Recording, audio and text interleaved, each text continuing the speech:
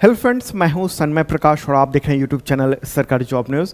और ये weekly current affairs है मई फर्स्ट और सेकेंड वीक का। इसके बाद वाला जो वीडियो आएगा वो थर्ड एंड फोर्थ वीक का आएगा, फिर मंथली आपको मिल जाएगा अप्रैल और मई का। ओके, तो शुरू करते हैं दोस्तों। और सबसे पहले आपको पता है कि राजनीति और केंद्र राज्यों के फैसले, इन सबसे रिलेटेड प्रश्न लेते हैं। तो क्वेश्चन यहाँ पर होगा, केंद्र सरकार ने जनगणना में जातिगत गणना को शामिल करने का फैसला किया, तो इससे पहले इस तरह की गणना यानी जनगणना कब हुई थी, इस तरह का सेंसस जिसमें कास्ट सेंसस भी हो शामिल? आंसर का 1931, इतने साल बाद अब हो रहा है। तो प्राइम मिनिस्टर नरेंद्र मोदी की अध्यक्षता वाली जो राजनीतिक मामलों की कैबिनेट कमेटी है, उसी ने ये फैसला किया मई में कि भारत में जो अगली जनगणना होगी 2027 में होनी है, तो वो जातिगत गणना उसमें शामिल रहेगी। कौन करवाएगा ये जनगणना? तो ये भारत के जो महा रजिस्ट्रार एवं जनगणना आयुक्त होते हैं, यानी registrar general and census commissioner of India, ठीक है, तो वो करवाएंगे इसको। और ये जो सेंसस कमिश्नर है, रजिस्ट्रार जनरल है, इसकी स्थापना इस पूरे संस्थान की 1961 में हुई थी और गृह मंत्रालय के अंतर्गत आता है। और इसके जो कमिश्नर है वो मृत्युंजय कुमार नारायण है। ओके, तो इम्पॉर्टेंट बात है। और आमतौर पर देखिए क्या होता है ना, जो जनगणना है ना वो हर 10 साल पर होती है, लेकिन पिछले कई सालों से ये थोड़ा डिले हो रहा है। ओके, पिछली बार ये 2021 में हो जाना था, लेकिन कोविड-19 आया और उसके बाद फिर ये टलता चला गया और आज तक टला हुआ है। तो पिछली बार जनगणना हुई थी 2011 में, 2021 में होनी थी, नहीं हुई। अब 2027 में ये बताया जा रहा है, अभी जो लेटेस्ट अपडेट आया है उसमें ये भी है, ठीक है। अच्छा, 1931 के बाद जो है ना, ये कास्ट सेंसस कभी नहीं हुआ। हालांकि कुछ राज्यों ने जातिगत सर्वेक्षण करवाए थे खुद से, ठीक है, लेकिन उसको सेंसस नहीं कह सकते हैं। जैसे कर्नाटक ने, बिहार ने, तेलंगाना ने, इन सब ने जातिगत जो है ना वो पता करवाया था कि कितनी अलग अलग जातियां हैं, ठीक है, वो सर्वेक्षण कहलाया था।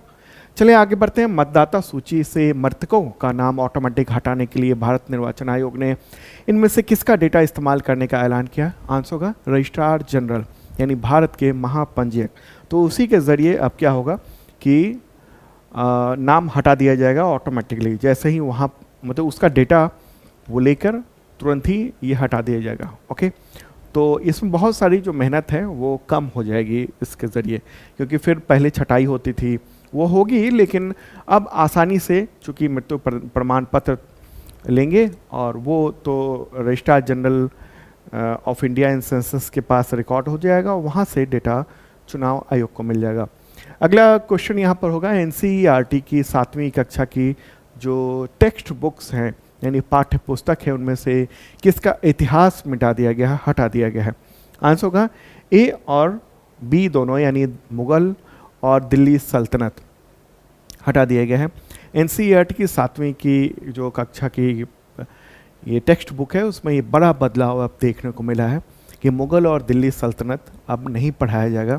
इसकी जगह क्या हुआ है कि सामाजिक विज्ञान में, सोशल साइंस की किताब समाज का अध्ययन भारत और उसके आगे, उसमें प्राचीन भारतीय राजवंशों जैसे मगध, मौर्य, शंगु, सातवाहन, इन सब पे नए अध्याय होंगे। मतलब पहले से थे लेकिन उसको थोड़ा विस्तार दिया गया है, और इसका ध्यान जो भारतीय जो लोकाचार है इन सब पर होगा। इसके अलावा कई सारी चीज़ें, भूगोल में भारत को थोड़ा बढ़ाया गया है इसमें, ठीक है, कुछ चैप्टर्स बढ़ा दिए गए। आगे बढ़ते हैं और अब वायरस और बीमारी से रिलेटेड महत्वपूर्ण क्वेश्चन प्रश्न यहाँ पर होगा। तेलंगाना के बाद किस राज्य सरकार ने सार्वजनिक स्वास्थ्य जोखिमों का हवाला देते हुए कच्चे अंडे से बनी मेयोनीज पर प्रतिबंध लगा दिया है? आंसर क्या होगा? तमिलनाडु। तमिलनाडु ने भी बैन कर दिया है। ये सामाजिक स्वास्थ्य जोखिम है उसकी वजह से। दरअसल कच्चे अंडे से जो बनता है मेयोनीज, उसमें दिक्कत ये है कि वो कच्चा अंडा होता है, तो उसमें बहुत सारे जो रोगजनक होते हैं जो बीमारियां फैला सकते हैं, तो इसकी वजह से इस पर बैन लगाया गया है। मेयोनीज का जो प्रतिबंध लगाया गया है, उसकी जो नोटिफिकेशन है उसमें कहा गया है कि अंडे की जर्दी, वनस्पति तेल, सिरका और अन्य मसालों से जो युक्त होता है, तो ये अर्ध ठोस कहिए, वो अब इस्तेमाल नहीं किया जाएगा। हाँ, दूसरी मेयोनीज जो होंगी वो चल सकती हैं, ठीक है, तो इम्पॉर्टेंट बात ये रही कि अंडे वाला नहीं चलेगा। अब अपॉइंटमेंट यानी नियुक्ति से रिलेटेड महत्वपूर्ण क्वेश्चन, संघ लोक सेवा आयोग यानी यूपीएससी के नए चेयरमैन कौन बन गए हैं? नाम आपको याद रखना चाहिए क्योंकि पूछे गए हैं कई बार एग्जामिनेशंस में। आंसर होगा इसका अजय कुमार, ठीक है, नाम है अजय कुमार और ये रहा इनका फोटोग्राफ। तो राष्ट्रपति द्रौपदी मुर्मू की मंजूरी के बाद 13 मई को अजय कुमार को यूपीएससी का नया चेयरमैन बना दिया गया है। इन्होंने किसकी जगह ली है? प्रीति सूदन की जगह ली है, जिनका कार्यकाल अप्रैल में समाप्त हो गया था। ठीक है, ये केरल कैडर के 1985 बैच के आईएएस अधिकारी रह चुके हैं और आपको बताऊं कि डिफेंस सेक्रेटरी भी रह चुके हैं पिछले वक्त में। तो यूपीएससी के अध्यक्ष का जो कार्यकाल होता है ना 6 ईयर होता है या फिर 65 यानी 65 वर्ष की आयु तक होता है। ठीक है, एज। अगला क्वेश्चन, भारत के 52वें मुख्य न्यायाधीश का नाम बताएं जिन्हें राष्ट्रपति ने 14 मई 2025 को शपथ दिलाई है। आंसर क्या होगा? Justice BR Gavai. पूरा नाम क्या है? जस्टिस भूषण रामकृष्ण गवई। ठीक है, तो उनको अब नया CGI बना दिया गया है। इस देश के मुख्य न्यायाधीश हो गए हैं और सुप्रीम कोर्ट के मुख्य न्यायाधीश भी कह सकते हैं उनको।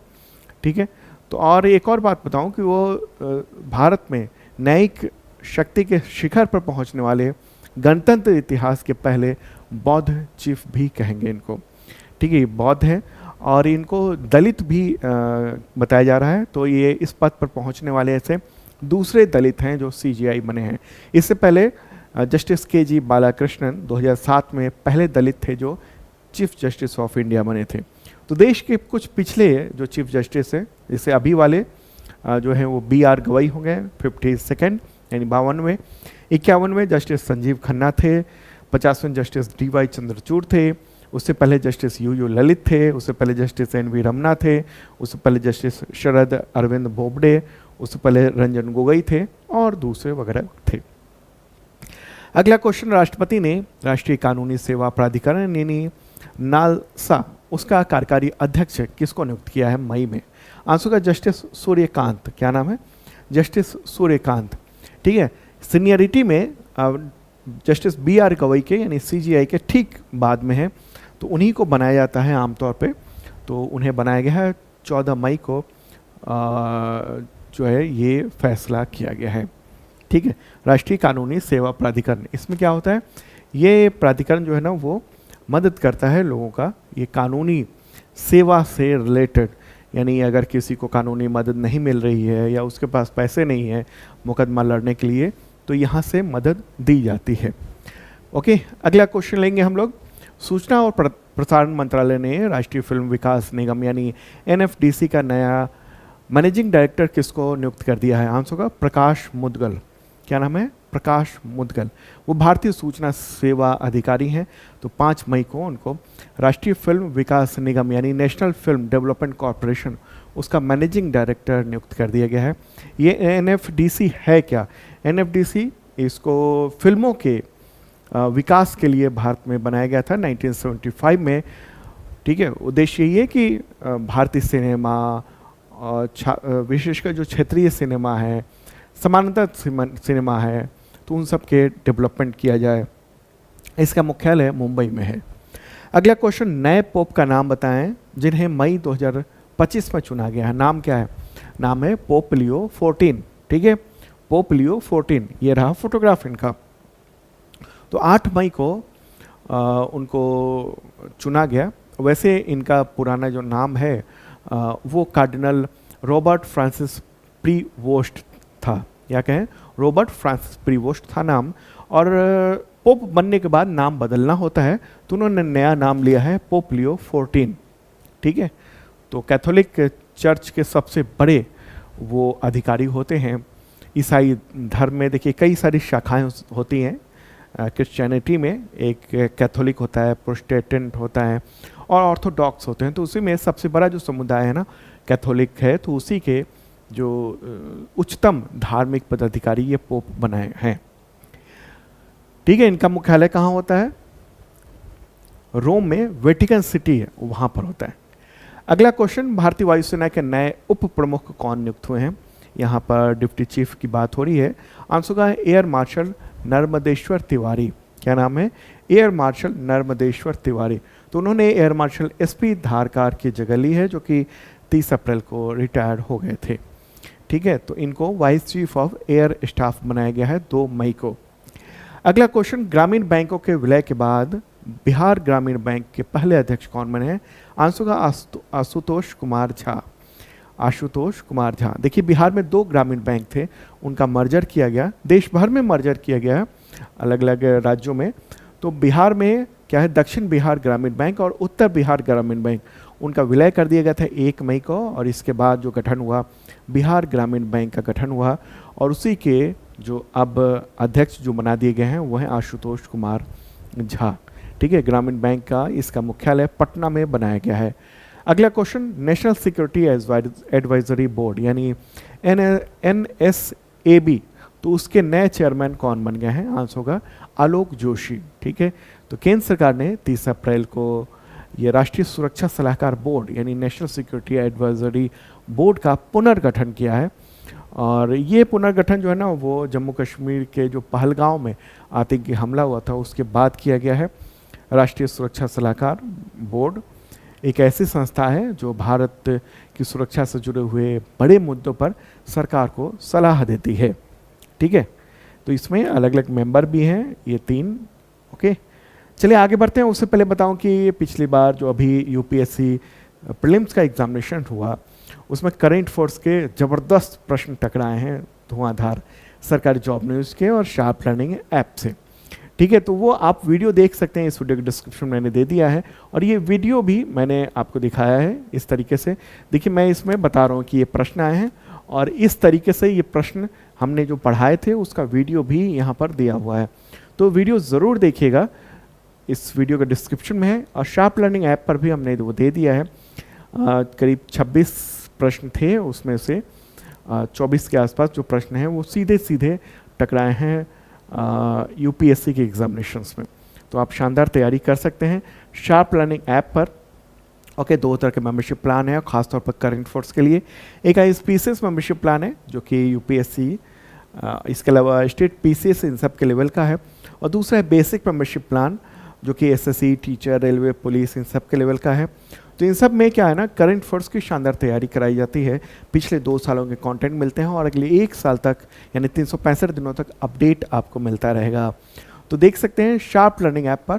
और ये क्या है ना, 2026 तक का कंटेंट आपको मिलेगा, पीडीएफ मिलता है, टेस्ट मिलता है, और टेस्ट सीरीज मिलता है संबंधित एग्जामिनेशंस के। तो आपके लिए बहुत काम आ सकता है, वो देख सकते हैं आप। अच्छा, पीडीएफ जो है ना कई तरीके के होते हैं, 1 लाइनर, एमसीक्यू नोट्स होता है। तो तैयारी जैसी करनी है वैसे कर सकते हैं, और हम वीडियो का लिंक भी देते हैं जिसमें डिटेल जो डेली का वीडियो है ना उसके लिंक भी रहते हैं हर प्रश्न के नीचे, ताकि अगर विजुअली आप समझना चाहें तो बेहतर ढंग से आप पढ़ सकते हैं। एक और बात बताऊं कि 71st बीपीएससी का नोटिफिकेशन आ चुका है, और उसका जीएस फाउंडेशन बैच पूरे शानदार ढंग से चल रहे हैं। बैच 4 प्री और मेंस दोनों की तैयारी कराई जा रही है, तो ज्वाइन कर सकते हैं। बहुत ही मामूली से प्राइस में उसकी तैयारी कराई जाती है। चलिए आगे बढ़ते हैं, और अब आर्थिक यानी इकोनॉमिक एक्टिविटीज से रिलेटेड महत्वपूर्ण क्वेश्चन लेंगे। भारत की थोक महंगाई दर अप्रैल 2025 में कितनी थी? आंसर होगा 0.85%। ठीक है, 0.85%। बताया जाता है कि जो खाद्य सामग्री है उसके थोक सामान के रेट में जो कमी आई थी उसकी वजह से महंगाई दर में कमी देखने को मिल रही है, थोक में भी। तो थोक महंगाई दर कौन जारी करता है? तो DPIIT यानी department for promotion of industry and internal trade, ये ministry of commerce and industry के अंतर्गत आता है। अगला क्वेश्चन, अप्रैल 2025 में देश में खुदरा महंगाई दर कितनी थी यानी रिटेल इन्फ्लेशन? तो 3.16% कहेंगे हम। ओके, और ये लगभग 1.5 साल का निचला स्तर है। और कौन जारी करता है इसको? इसको जारी करता है यानी खुदरा महंगाई दर को NSO, नेशनल स्टैटिस्टिकल ऑफिस, इसके द्वारा जारी होता है। अगला क्वेश्चन, अंतर्राष्ट्रीय मुद्रा कोष यानी IMF के आंकड़ों के अनुसार भारत 2025 में किस देश को पीछे छोड़कर चौथी सबसे बड़ी अर्थव्यवस्था बन जाएगा? आंसर का जापान। ठीक है, भारत जापान को पीछे छोड़ देगा। IMF ने ये आंकड़े जारी किए हैं, और उसके मुताबिक 2025 के अंत तक भारत की जो GDP है ना वो अनुमानित हो जाएगी $4.187 ट्रिलियन।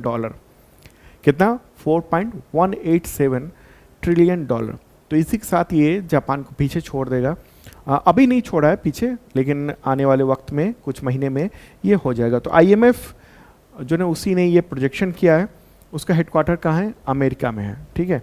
और उसकी चीफ कौन है? तो क्रिस्टलिना जॉर्जिएवा। आगे बढ़ते हैं और डिफेंस रिलेटेड महत्वपूर्ण क्वेश्चन लेके। और हाँ, ये जो भी मैंने बताया वो सब का पीडीएफ अवेलेबल है हिंदी और इंग्लिश दोनों लैंग्वेज में, तो इस वीडियो के डिस्क्रिप्शन में आप चेक कर लेना। शार्प लर्निंग ऐप है, तो उसी ऐप पर आपको मिलेगा, शार्प लर्निंग ऐप पर। जिन लोगों ने मेंबरशिप प्लान लिए हुए हैं करंट फोर्स के या फिर कोई कोर्स परचेज किया हुआ है, उन सबको ये एक्सेस है, वो डाउनलोड कर पाएंगे ऐप से।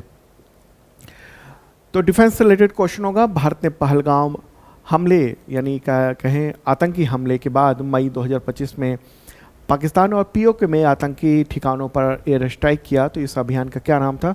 आंसर होगा ऑपरेशन सिंदूर, ठीक है। इंडियन एयरफोर्स ने 6 और 7 मई की आधी रात को करीब 1:05 पर पाकिस्तान और पीओके यानी पाक ऑक्युपाइड कश्मीर के भीतर एयर स्ट्राइक किया था, और इस तरीके से अलग अलग जगहों पर ये हमले किए थे, और 100 से ज़्यादा जो आतंकी थे उसको मार गिराया था भारत ने, ठीक है।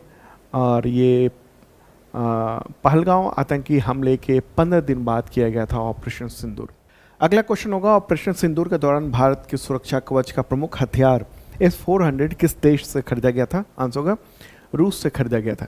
जैसे 7 और 8 मई की रात को भारत ने जो एयर स्ट्राइक किया पाकिस्तान के 3 बड़े क्षेत्रों में, 9 क्षेत्रों में किया था पीओके और पाकिस्तान के, लेकिन बाद में फिर ये दायरा बढ़ गया और उधर से और हमले हुए, ड्रोन अटैक हुए, मिसाइल अटैक हुए। तो भारत ने जो है अपना डिफेंस सिस्टम वो अलर्ट किया हुआ था, और उसकी वजह से S-400 और भी कई सारे आकाश एयर डिफेंस सिस्टम इन सब के ज़रिए रोक दिया था, और बहुत ज़्यादा नुकसान नहीं हो पाया था, ठीक है।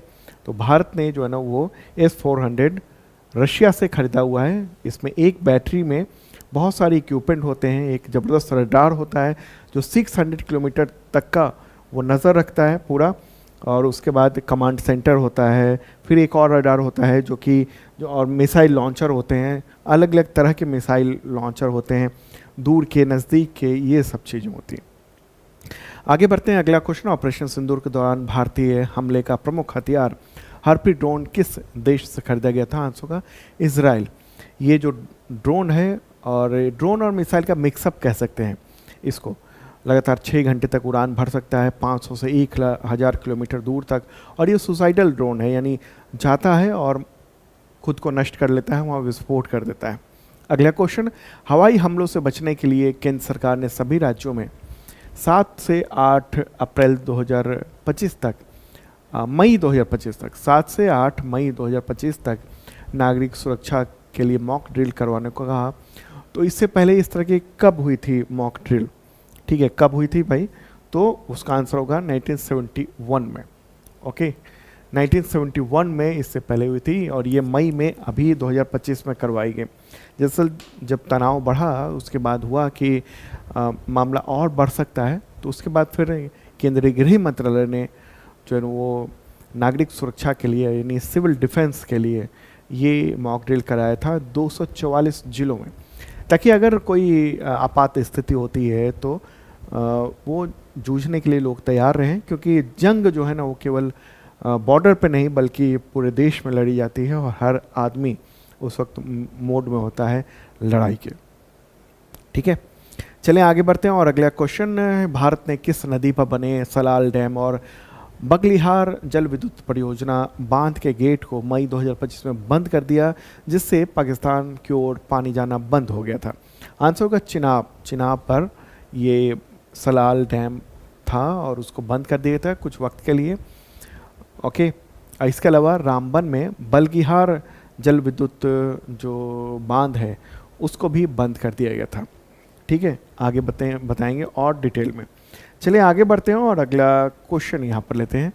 भारत और पाकिस्तान में तनाव के बीच डीआरडीओ ने MIGM यानी मल्टी इन्फ्लुएंस ग्राउंड माइन उसका परीक्षण किया। तो ये किस तरह का डिफेंस ये इक्विपमेंट है या हथियार है? आंसर का समुद्री बारूदी सुरंग। ठीक है, समुद्री बारूदी सुरंग है। डीआरडीओ ने मई में इसका परीक्षण किया, और ये क्या है? नौसेना का एक माइन है, और ये समुद्र में तैनात कर दिया जाता है ताकि अगर कोई दुश्मन का जहाज आ रहा है तो वो वहीं ख़त्म हो जाएगा। अगला क्वेश्चन, देश के ऐसे पहले एक्सप्रेसवे का नाम बताएं जहां पर रात में वायुसेना के विमानों की लैंडिंग की व्यवस्था है और इसका परीक्षण मई 2025 में किया गया। Answer Ganga expressway. ठीक है, तो गंगा एक्सप्रेसवे जो है ना वो देश का ऐसा पहला एक्सप्रेसवे है जहां पर नाइट लैंडिंग की व्यवस्था है एयरफोर्स के विमानों के लिए। लेकिन अगर सिर्फ लैंडिंग की व्यवस्था होगी दिन में तो ये ऐसा तीसरा एक्सप्रेसवे है। ठीक है, इससे पहले यमुना एक्सप्रेसवे और आगरा लखनऊ एक्सप्रेसवे पर भी वहाँ जो है वो जहाज़ों के उतरने और फिर उड़ान भरने की व्यवस्था है। लेकिन अगर रात की बात होगी तो वो है गंगा एक्सप्रेसवे। आगे बढ़ते हैं, किस पड़ोसी देश ने अप्रैल 2025 में भारतीय विमानों के लिए एयर स्पेस बंद कर दिया? आंसर होगा पाकिस्तान। पाकिस्तान के लिए बंद किया था, उसके बाद तो भारत ने जो वहाँ पूरी हालत बिगाड़ दी थी। ठीक है, तो पहलगांव के जो बैसरन की घाटी में जो हमला हुआ था 22 अप्रैल को, तो उसमें 26 लोगों की मौत हो गई थी। और उसी के बाद भारत ने क्या किया, बहुत सारे एक्शन लिए थे, जैसे सिंधु जल समझौता उसको स्थगित कर दिया था। उसके बाद फिर पाकिस्तान ने शिमला समझौता स्थगित कर दिया था, भारतीय विमानों के लिए एयर स्पेस बंद कर दिया। फिर भारत ने उसके विमानों के लिए एयर स्पेस बंद कर दिया था। आगे बढ़ते हैं, अगला क्वेश्चन, सिप्री की ताज़ा रिपोर्ट जो कि वर्ष 2025 में जारी हुई, उसके अनुसार वर्ष 2024 में यानी उससे पहले के साल में ग्लोबल मिलिट्री खर्च में भारत किस स्थान पर रहा है? आंसर का 5वां। पिछली बार 4थे स्थान पर था, इस बार 5वें स्थान पर है। भारत का जो मिलिट्री खर्च है वो 86.1 बिलियन डॉलर रहा है, तकरीबन 7.19 लाख करोड़ रुपए, ऐसा सिप्री का कहना है। ठीक है, तो ये महत्वपूर्ण बात रही। चले आगे बढ़ते हैं, सिप्री की ताज़ा रिपोर्ट जो कि वर्ष 2025 में जारी हुई, उसके अनुसार वर्ष 2024 में ग्लोबल मिलिट्री खर्च पर पहले स्थान पर कौन सा देश है? मतलब दुनिया में सबसे ज़्यादा खर्चा कौन कर रहा है मिलिट्री पर? तो आंसर होगा अमेरिका। 997 बिलियन डॉलर, लगभग 82.75 लाख करोड़ रुपए ये खर्च कर रहा है अमेरिका। ठीक है, बहुत बड़ी रकम है ये। ओके, भारत की जो टोटल बजट है उससे भी काफ़ी ज़्यादा। ठीक है, तो पहले स्थान पर अमेरिका है, फिर चाइना, फिर रूस है, जर्मनी है, फिर भारत है, और उसके बाद अगर देखेंगे बहुत नीचे 29वें स्थान पर पाकिस्तान है। अगला क्वेश्चन लेते हैं, प्रश्न यहाँ पर होगा, सूचना और प्रसारण मंत्रालय ने किस देश के वेब सीरीज, फिल्में और गाने, पॉडकास्ट, इन सारे कंटेंट पर मई 2025 में बैन लगा दिया, प्रतिबंध? आंसर होगा पाकिस्तान। ठीक है, ये बड़ा फैसला किया गया था। अगला क्वेश्चन, भारत सरकार ने किस देश के साथ 63,000 करोड़ रुपए के 26 मरीन राफेल जेट खरीदने का समझौता किया? आंसर होगा फ्रांस के साथ किया। 28 अप्रैल को किया गया ये 630 अरब रुपए में, यानी 7.4 बिलियन डॉलर में 26 राफेल खरीदे जाएंगे और उनको INS विक्रांत पर तैनात किया जाएगा।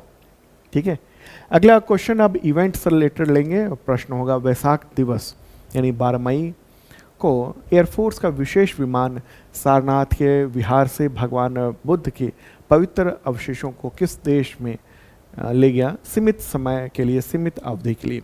आंसर को वियतनाम ले जाया गया था इस बार। ठीक है, पिछली बार बैंकॉक गया था, इस बार वियतनाम भेजा गया है। और आपको पता होगा कि मई महीने के पूर्णिमा के दिन जो कि 2025 में 12 मई को था वैसाख, तो पूरी दुनिया भर के लाखों बौद्धों के लिए पवित्र दिन होता है। और 2500 साल पहले वैसाख के दिन ही भगवान बुद्ध का जन्म हुआ था और उनका निधन भी वो भी वैसाख के दिन ही हुआ था। अब स्पोर्ट्स से रिलेटेड महत्वपूर्ण क्वेश्चन, शंघाई में आयोजित तीरंदाजी विश्व कप 2025 के स्टेज 2 में भारत ने 2 गोल्ड मेडल समेत कितने पदक जीते? आंसर का 7, 2 गोल्ड, 1 सिल्वर और 4 ब्रॉन्ज मेडल भारत ने जीत लिए हैं। 6 से 11 मई तक चीन के शंघाई में ही आयोजित किया गया था। तो भारत का जो पदक विजेता है ना, उन सब के नाम यहाँ पर है। स्वर्ण पदक यानी गोल्ड मेडल जीता है महिला व्यक्तिगत कंपाउंड में मधुरा धामनगांवकर। ठीक है, स्वर्ण पदक जीता है पुरुष टीम कंपाउंड में ओजस दफ्तले, अभिषेक वर्मा, ऋषभ यादव ने। ठीक है। रजत पदक की बात करेंगे तो उसमें जीता है महिला टीम कंपाउंड में ज्योति सुरेखा वेन्नम, मधुरा धामगांवकर और चिकिथा तानी पार्थी। कांस्य पदक अब आगे ये है, तो कांस्य पदक का बहुत ज़्यादा नहीं पूछा जाएगा, स्वर्ण का और रजत का ये पूछा जा सकता है आपसे, ठीक है। लेकिन यहाँ पर एक और चीज़ बात ध्यान रखिएगा, जैसे पूछ दिया जाएगा कि ये जो पार्थ सोलंकी हैं ये किस खेल से जुड़े हुए हैं, ठीक है। जो खेल और खिलाड़ी वाला जो क्वेश्चन होता है ना, वो प्रश्न आता है आपके जो करंट के जो चर्चित जो या कोई विजेता हैं मेडल के जो खिलाड़ी, उनसे रिलेटेड प्रश्न आता है। अगला क्वेश्चन लेंगे हम लोग। अर्बनडेल यूएसए में आयोजित तीरंदाजी विश्व कप 2025 के स्टेज 1 में भारत ने कितने पदक जीत लिए हैं? तो ये 4 पदक जीते भारत ने, 1 गोल्ड, 1 सिल्वर और 2 ब्रॉन्ज मेडल जीते। ये अप्रैल में हुआ था, ठीक है, अप्रैल में ये हुआ था, ओके। और ये वाला जो शंघाई वाला है उसके बाद हुआ था, ओके। तो महत्वपूर्ण बात रही। चलिए आगे बढ़ते हैं और अगला क्वेश्चन। विराट कोहली ने मई 2025 में क्रिकेट के किस फॉर्मेट से संन्यास ले लिया? आंसर होगा टेस्ट क्रिकेट से। 12 मई को उन्होंने संन्यास का ऐलान कर दिया है, ठीक है। 2011 में उन्होंने टेस्ट में डेब्यू किया था। अगला क्वेश्चन लेते हैं। क्रिकेटर रोहित शर्मा ने T20 के बाद मई 2025 में क्रिकेट के किस फॉर्मेट से संन्यास लेने का ऐलान कर दिया? आंसर होगा टेस्ट क्रिकेट से संन्यास लेने का ऐलान कर दिया उन्होंने, ठीक है, टेस्ट क्रिकेट से। तो सोशल मीडिया पोस्ट के जरिए उन्होंने इसके बारे में कहा था। अगला क्वेश्चन। जर्मनी की फुटबॉल लीग बुंडेस लीग खिताब 2025 किसने जीता है? आंसर होगा बायर्न म्यूनिख, फ्रेंच क्लब है, उसी ने ये खिताब जीत लिया है। 4 मई को हुए मुकाबले में जर्मनी की फुटबॉल लीग बुंडेस लीग, तो उसका खिताब जीत लिया फ्रेंच क्लब ने, बायर्न म्यूनिख ने, ठीक है। अगला क्वेश्चन। आईपीएल में शतक लगाने वाले सबसे कम उम्र के खिलाड़ी और सबसे तेज शतक लगाने वाले दूसरे बल्लेबाज कौन बने हैं? वैभव सूर्यवंशी, मात्र 14 साल के हैं और बिहार के समस्तीपुर जिले के रहने वाले हैं। अब बात करेंगे अवार्ड से रिलेटेड, और इसमें पद्म अवार्ड भी महत्वपूर्ण है, जो कि अवार्ड दिए गए हैं राष्ट्रपति के द्वारा मई में। क्वेश्चन होगा राष्ट्रपति ने कितने लोगों को पद्म विभूषण अवार्ड 2025 दिए? आंसर होगा 7 लोगों को दिए गए हैं टोटल, ठीक है। तो ये अवार्ड 3 तरह के होते हैं। पद्म विभूषण जो कि दूसरा सर्वोच्च नागरिक सम्मान होता है। पहला सर्वोच्च नागरिक सम्मान वो होता है भारत रत्न, दूसरा सर्वोच्च नागरिक सम्मान पद्म विभूषण है, तीसरा पद्म भूषण और चौथा पद्म श्री माना जाता है, ठीक है। तो टोटल जो अवार्ड जो दिए गए हैं 139 दिए गए हैं। तो उनमें अब बात करेंगे हम लोग कि किस को कितना है। तो 7 पद्म विभूषण है, 19 पद्म भूषण है और 113 पद्मश्री अवार्ड दिए गए हैं। अब सवाल यहाँ पर होगा कि कौन 7 लोग हैं जिनको 2025 में पद्म विभूषण से सम्मानित किया गया है, कौन कौन है? तो आप ये देख रहे हैं पूरी लिस्ट, ठीक है। इन सब को ये अवार्ड दिया गया है एक एक को, ठीक है। और इनका फोटोग्राफ भी मैं दिखा देना चाहता हूँ। ये है दुवेश्वर नागेश्वर रेड्डी, मेडिसिन के क्षेत्र में इनको मिला है। जस्टिस जगदीश सिंह खेहर जो सुप्रीम कोर्ट के जज रह चुके हैं, रिटायर्ड हैं, तो उनको दिया गया है। कुमुदनी रजनीकांत लाखिया आर्ट के क्षेत्र में दिया गया है इनको। लक्ष्मी नारायण सुब्रमण्यम आर्ट्स के क्षेत्र में इनको दिया गया, कर्नाटक से हैं। MT वासुदेव नारायण मरणोपरांत दिया गया, साहित्य और शिक्षा के क्षेत्र में ये केरल से थे। ओसामू सुजुकी इनको मरणोपरांत दिया गया है, व्यापार और उद्योग के क्षेत्र में ये जो सुजुकी कंपनी है उसके चेयरमैन रह चुके थे। और शारदा सिन्हा को दिया गया मरणोपरांत आर्ट्स के क्षेत्र में बिहार से, ठीक है। तो अब हम लोग बात करेंगे क्या कि पद्म भूषण अवार्ड जो तीसरा सर्वोच्च नागरिक सम्मान है वो किन्हें दिया गया, कितने लोगों को दिया गया, टोटल संख्या कितनी है? आंसर होगा 19, टोटल 19 लोगों को ये अवार्ड दिया गया है। अब बात करेंगे हम लोग कि ये कौन कौन हैं 19 लोग जिनको ये अवार्ड से सम्मानित किया गया है। तो शेखर कपूर हैं आर्ट्स के क्षेत्र में, S अजित कुमार हैं एक्टर हैं, शोभना चंद्र कुमार एक्ट्रेस हैं, अनंतनाग एक्टर हैं, आनंद मुरी बालकृष्णा एक्टर हैं, पंकज उदास मरणोपरांत जो सिंगर थे गजल गायक उनको मिला। जतिन गोस्वामी आर्ट्स के क्षेत्र में। PR श्री जयेश खिलाड़ी हैं, उनको मिला। मनोहर जोशी मरणोपरांत मिला है पब्लिक अफेयर्स के क्षेत्र में। सुशील कुमार मोदी, उनको पब्लिक अफेयर्स के क्षेत्र में मिला है। सुशील कुमार मोदी बिहार के पूर्व उप मुख्यमंत्री थे। मनोहर जोशी महाराष्ट्र के पूर्व मुख्यमंत्री थे। ए सूर्य प्रकाश, उनको साहित्य और शिक्षा के क्षेत्र में मिला है। ये प्रसार भारती के अध्यक्ष रह चुके हैं। विवेक देबराय मरणोपरांत मिला है, ये प्रधानमंत्री का जो आर्थिक सलाहकार परिषद है उसके अध्यक्ष रह चुके थे। राम बहादुर राय पत्रकार हैं, उनको मिला। साध्वी रितंभरा उनको मिला है। विनोद धाम को मिला, ये अमेरिका से हैं, साइंस एंड टेक्नोलॉजी के क्षेत्र में। डॉक्टर जोस चुक पोरियापुरम, ये केरल से, मेडिसिन के क्षेत्र में मिला। पंकज पटेल को मिला। कैलाशनाथ दीक्षित पुरातत्व के क्षेत्र में, और नल्ली कुप्पुस्वामी चट्टी, इन सबको मिला है ये अवार्ड। ठीक है, तो ये पूरे फोटोग्राफ भी आप ये देख लीजिए। इन सब एक्टर्स को भी आप जानते होंगे, ये एक्टर्स हैं, ये भी एक्टर हैं, ये भी एक्टर हैं, और अलग अलग क्षेत्र के लोग हैं, तो उन सबको भी एक अवार्ड दिया गया है। ओके, चलिए अब आगे बढ़ते हैं और अगला क्वेश्चन लेंगे हम लोग। नेक्स्ट प्रश्न होगा यहाँ पर, राष्ट्रपति ने कितने लोगों को पद्मश्री अवार्ड दिए हैं? टोटल 113 लोगों को ये सम्मान दिया गया है। तो अब पद्मश्री अवार्ड विजेताओं की लिस्ट देख लेते हैं। टोटल 113 हैं। तो हमने क्या किया ना, ध्यान रखने के लिए अलग अलग कैटेगरी वाइज कर दिया। जैसे कला के क्षेत्र में ये सारे लोग हैं, काफ़ी लंबा नाम है, ये तमाम नाम है। ठीक है, तो काफ़ी लंबा ये पूरी लिस्ट है, तो इन सबको याद रखना तो थोड़ा सा मुश्किल होगा ही, लेकिन आप ये देख सकते हैं कि कौन कौन से हैं। पूरा मैंने PDF में दे दिया है, वहाँ भी लेटेस्ट अपडेट अवेलेबल है वहाँ पर। जैसे ये कला के क्षेत्र तक था, अब साहित्य और शिक्षा के क्षेत्र में हम लोग ये देख रहे हैं, ये तमाम लोग। ठीक है, साहित्य और शिक्षा के क्षेत्र में। इसके अलावा हम देखेंगे व्यापार और उद्योग के क्षेत्र में, तो इतने लोग हैं, इन सबको ये अवार्ड दिए जाने की घोषणा की। जैसे अरुंधति भट्टाचार्य, ये SBI की पूर्व चेयरपर्सन है। ठीक है, तो ये सब नाम महत्वपूर्ण है। अब मेडिसिन के क्षेत्र में इतने लोग हैं, इन सबको अवार्ड दिए जाने की घोषणा हुई है। सोशल वर्क के क्षेत्र में इतने लोग हैं जो कि पद्मश्री अवार्ड दिया गया है। ठीक है, साइंस एंड इंजीनियरिंग के क्षेत्र में ये नाम है। ओके, इसके अलावा आध्यात्मिकता के क्षेत्र में ये नाम है। स्पोर्ट्स के क्षेत्र में टोटल ये नाम है, और हम देख रहे हैं कि पब्लिक अफेयर्स के क्षेत्र में इन लोगों का ये नाम है। एग्रीकल्चर, अन्न में ये हैं, और कुछ ये हैं। तो टोटल 113 विजेता हैं जिनको ये अवार्ड दिए जाने की घोषणा की गई है।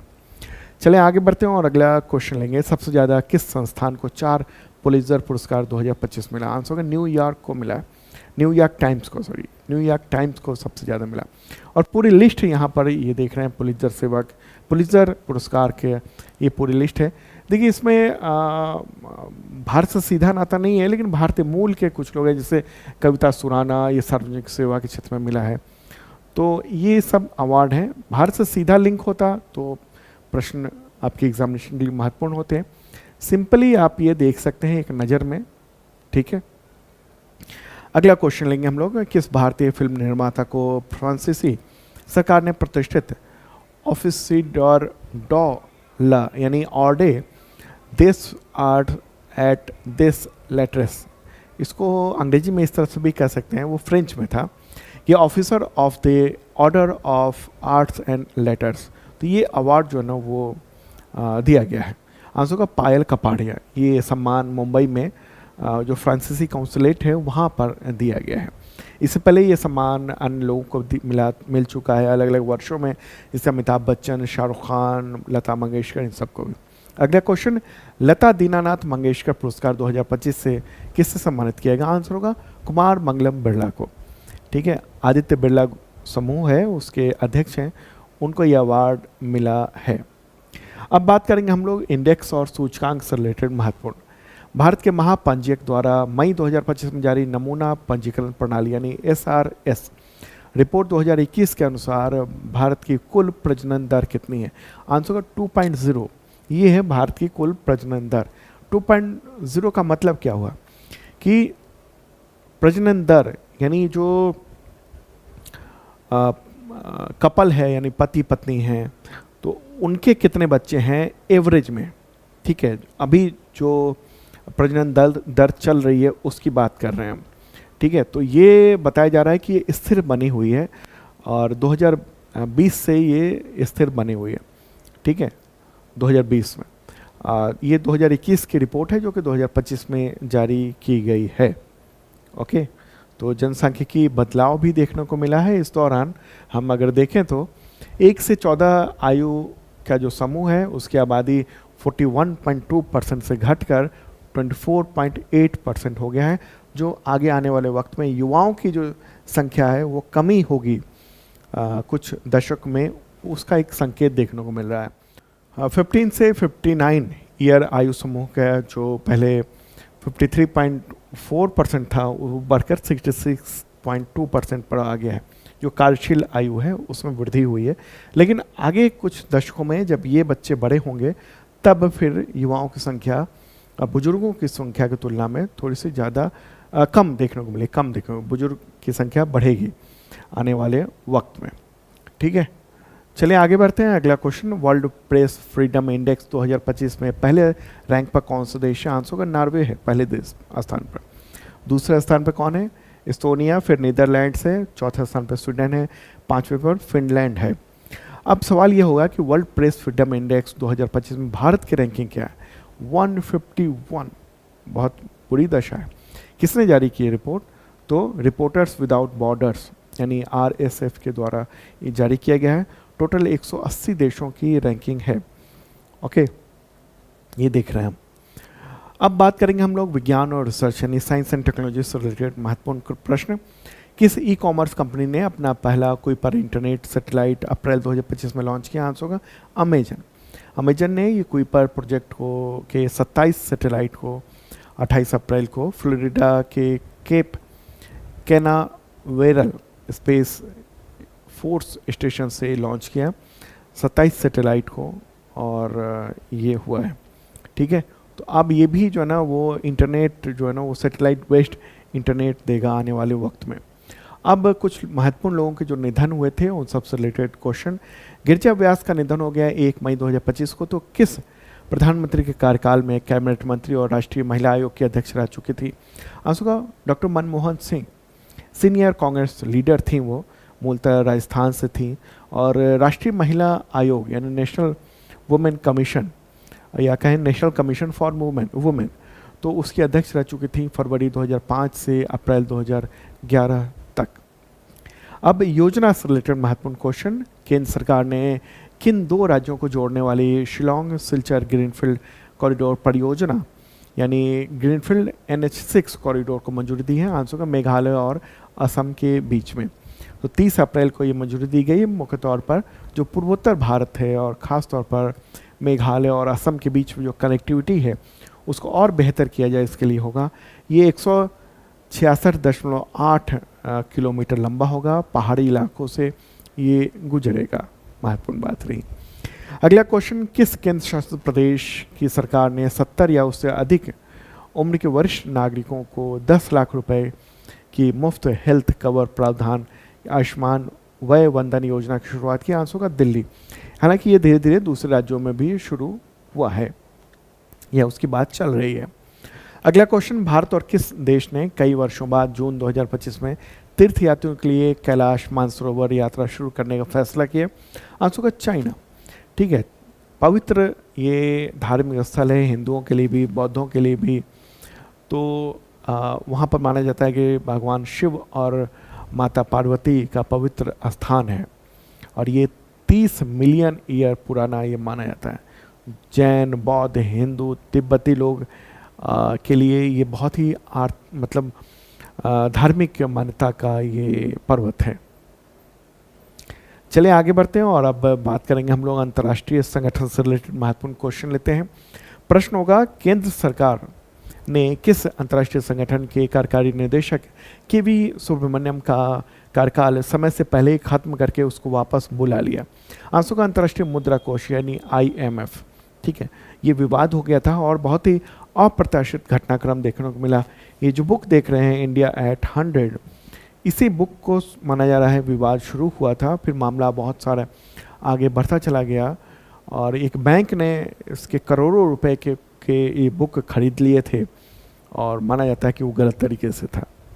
ठीक है, तो एक इम्पॉर्टेंट बात है, IMF मुख्यालय वाशिंगटन DC में है और 189 देशों का एक संगठन है, अंतर्राष्ट्रीय संगठन, और इसकी जो मैनेजिंग डायरेक्टर हैं वो हैं क्रिस्टलिना जॉर्जिएवा, और फर्स्ट डिप्टी मैनेजिंग डायरेक्टर यानी उसके ठीक बाद का जो पद है डिप्टी का वो गीता गोपीनाथन का है।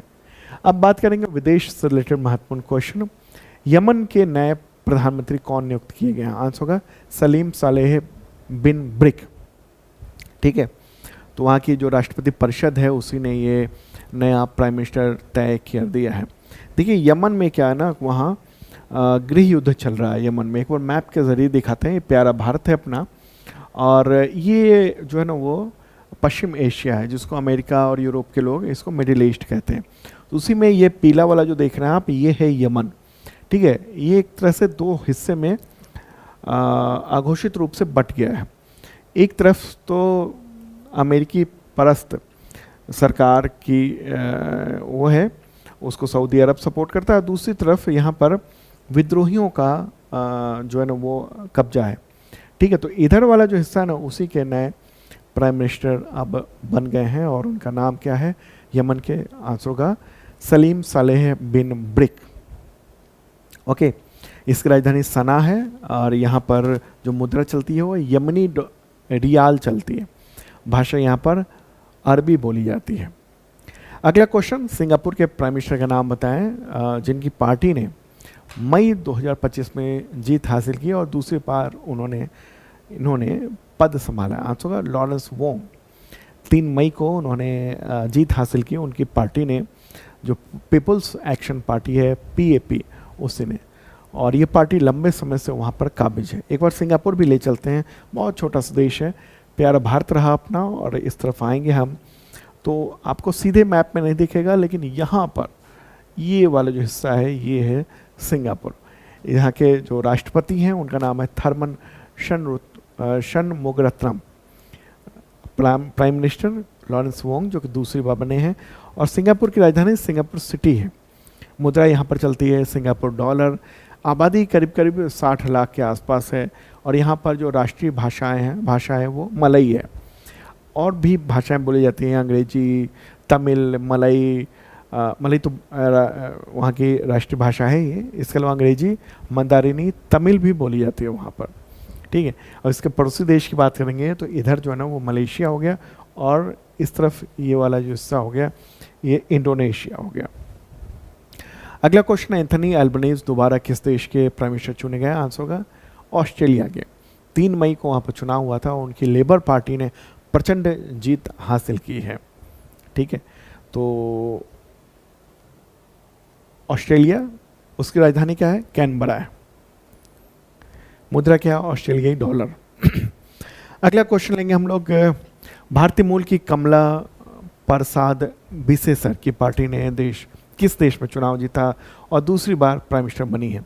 तो त्रिनिदाद और टोबैगो, ये कैरिबियन सागर में स्थित एक देश है, और इससे पहले भी वो प्राइम मिनिस्टर रह चुकी हैं 2010 से 2015 के बीच में, और अब दूसरी बार वो प्राइम मिनिस्टर बन रही हैं। तो त्रिनिदाद और टोबैगो भी चलते हैं, कैरिबियन सी में स्थित है, ये प्यारा भारत रहा, और ये उत्तरी अमेरिका महादेश और ये दक्षिणी अमेरिका महादेश, और ये है कैरिबियन सी, और वहीं पर ये त्रिनिदाद और टोबैगो एक देश, द्वीपीय देश है, तो वहीं की जो ना वो दूसरी बार प्राइम मिनिस्टर बन रही हैं। त्रिनिदाद और टोबैगो उसकी राजधानी क्या है? पोर्ट ऑफ स्पेन कहते हैं। ठीक है, और यहाँ के राष्ट्रपति कौन है? तो क्रिस्टीन कार्ला कंगालू। और प्राइम मिनिस्टर फिर से कौन बन गई हैं? तो कमला प्रसाद बिसेसर। ये इनका जो परिवार है ना वो बिहार से गया था और फिर वहाँ पर बस गया था। अब ऐतिहासिक स्थल और वस्तु से रिलेटेड क्वेश्चन है कुछ। महाराष्ट्र सरकार ने मराठा योद्धा रघुजी भोसले की तलवार किस जगह से नीलामी में 47.15 लाख में खरीद कर वापस मंगवाई है? आंसर होगा लंदन से मंगवाई है। मराठा साम्राज्य को सुदृढ़ करने में उनकी महत्वपूर्ण भूमिका थी। ठीक है, ये तलवार जो है ना वो मराठा वीरता और विरासत का प्रतीक माना जाता है, और फिरंगी शैली में बनाया गया था इसको। तो अब हम लोग इस वीडियो के आखिरी हिस्से में आ चुके हैं और दिवस से रिलेटेड महत्वपूर्ण क्वेश्चन लेंगे। विश्व हास्य दिवस कब मनाया जाता है? तो मई का पहला रविवार, और 2025 में 4 मई को ये मनाया गया। अंतर्राष्ट्रीय ऑर्गेनिया दिवस कब मनाया जाता है? तो 10 मई को मनाया जाता है और यूएनएससी के द्वारा, यूएनजीए के द्वारा, यूनाइटेड नेशन जनरल असेंबली के द्वारा ये घोषित है। ऑर्गन एक वृक्ष होता है और ख़ासतौर पर मोरक्को में ज़्यादातर पाया जाता है। अगला क्वेश्चन, राष्ट्रीय प्रौद्योगिकी दिवस कब मनाया जाता है? तो 11 मई को मनाया जाता है और इस बार की थीम क्या है? यंत्र, नई प्रौद्योगिकी, अनुसंधान और त्वरण को आगे बढ़ाने के लिए युगांतर। ठीक है, तो ये है थीम। यंत्र, अंग्रेजी में कहेंगे Yantra, Yugantar for advancing new technology and research and acceleration. अगला क्वेश्चन, अंतर्राष्ट्रीय पादप स्वास्थ्य दिवस कब मनाया जाता है? तो 12 मई को मनाया जाता है और इस बार की थीम है एक स्वास्थ्य में पौधे के स्वास्थ्य का महत्व। अगला क्वेश्चन, विश्व रेड क्रॉस दिवस कब मनाया जाता है? तो 8 मई को मनाया जाता है और थीम है मानवता को जीवित रखना, यानी कीपिंग ह्यूमैनिटी अलाइव। अगला क्वेश्चन, विश्व थैलेसीमिया दिवस कब मनाया जाता है? तो 8 मई को मनाया जाता है और थीम है थैलेसीमिया के लिए एक साथ समुदाय को एकजुट करना, रोगियों को प्राथमिकता देना। विश्व गधा दिवस कब मनाया जाता है? तो वह है 8 मई को मनाया जाता है, 2018 से मनाया जाता है। विश्व अस्थमा दिवस कब मनाया जाता है? वर्ल्ड अस्थमा डे, तो वह है मई के पहले मंगलवार को। 2025 में ये 6 मई को था और इस बार की थीम है श्वास द्वारा उपचार को सभी के लिए सुलभ बनाना। विश्व पुर्तगाली भाषा दिवस कब मनाया जाता है? तो 5 मई को मनाया जाता है पुर्तगाली भाषा दिवस। अगला क्वेश्चन, विश्व एथलेटिक्स दिवस कब मनाया जाता है? तो 7 मई को मनाया जाता है। ओके, और अगला क्वेश्चन, अंतर्राष्ट्रीय दाई दिवस 5 मई को मनाया जाता है और थीम है इस बार की दाइयाँ हर संकट में महत्वपूर्ण। अगला क्वेश्चन लेते हैं, विश्व हाथ स्वच्छता दिवस कब मनाया जाता है? तो वह है 5 मई को मनाया जाता है। अंतर्राष्ट्रीय अग्निशामक दिवस कब मनाया जाता है? तो 4 मई को मनाया जाता है। कोयला खनिक दिवस कब मनाया जाता है? तो वह है 4 मई को। विश्व प्रेस स्वतंत्रता दिवस तो 3 मई को मनाया जाता है और इस बार की थीम है पत्रकारिता, मीडिया और मानवाधिकार पर आर्टिफिशियल इंटेलिजेंस का प्रभाव। विश्व टूना दिवस कब मनाया जाता है? तो 3 मई को मनाया जाता है, यूनाइटेड नेशंस की ओर से घोषित है, एक मछली होती है टूना। अगला क्वेश्चन लेते हैं, आयुष्मान भारत दिवस कब मनाया जाता है? तो 30 अप्रैल को मनाया जाता है, 30 अप्रैल। इसी दिन 2018 में इस योजना को शुरू किया गया था। अगला क्वेश्चन, अंतर्राष्ट्रीय श्रमिक दिवस कब मनाया जाता है या मई दिवस? तो 1 मई को मनाया जाता है। ठीक है, अगला क्वेश्चन, अंतर्राष्ट्रीय जैज दिवस कब मनाया जाता है? तो 30 अप्रैल को मनाया जाता है। अगला क्वेश्चन, विश्व पशु चिकित्सा दिवस कब मनाया जाता है? तो अप्रैल के आखिरी शनिवार को, यानी 2025 में 26 अप्रैल को। और इस बार की थीम क्या है? पशु स्वास्थ्य के लिए टीम की आवश्यकता होती है। अंतर्राष्ट्रीय नृत्य दिवस कब मनाया जाता है? तो 29 अप्रैल को मनाया जाता है ये। तो दोस्तों, ये था इंपॉर्टेंट करंट अफेयर्स आप सबके एग्जामिनेशंस के लिए। अब अगला भी वीडियो भी जरूर देखिएगा और डेली का current affairs Monday to Saturday morning को आपको मिल जाया करेगा, ज़रूर देखिएगा। पिछले दिनों कुछ बाधित हुआ था वीडियो, लेकिन अब रेगुलर रहेगा। Okay, bye.